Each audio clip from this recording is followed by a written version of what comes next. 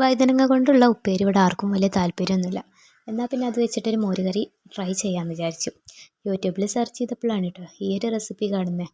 ഇത് പൊരിച്ചിട്ടും അല്ലാണ്ടും ഒക്കെ ഉണ്ട്. എന്നാൽ പിന്നെ പൊരിക്കാതെ ഒന്ന് ചെയ്ത് നോക്കാമെന്ന് വിചാരിച്ചു.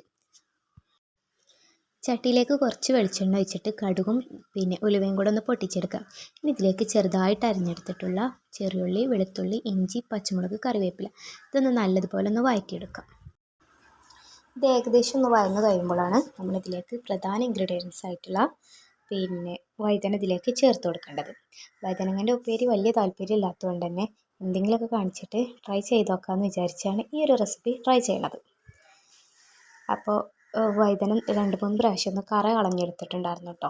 ഇനി ഇതിലേക്കൊന്ന് ചേർത്ത് ആവശ്യത്തിനുള്ള ഉപ്പും കൂടെ ചേർത്ത് ഒന്ന് മൂടി വെച്ച് വേവിച്ചെടുക്കാം. ഇത് പെട്ടെന്ന് വെന്ത് കിട്ടും. വഴുതനൊക്കെ നല്ലതുപോലെ ഒന്ന് വെന്ത് വന്നിട്ടുണ്ട്. ഇനി ഇതിലേക്ക് തൈര് ചേർത്ത് കൊടുക്കാം. കട്ടത്തൈരായിരുന്നു, കുറച്ച് വെള്ളം ഒഴിച്ചിട്ട് ഒന്ന് ലൂസാക്കി എടുത്തിട്ടുണ്ടായിരുന്നു കേട്ടോ. അപ്പോൾ ഇത്രയൊക്കെയുള്ള മോരുകറി തൈര് ഇഷ്ടപ്പെടുന്നവർക്കൊക്കെ നല്ലപോലെ ഇഷ്ടപ്പെടും.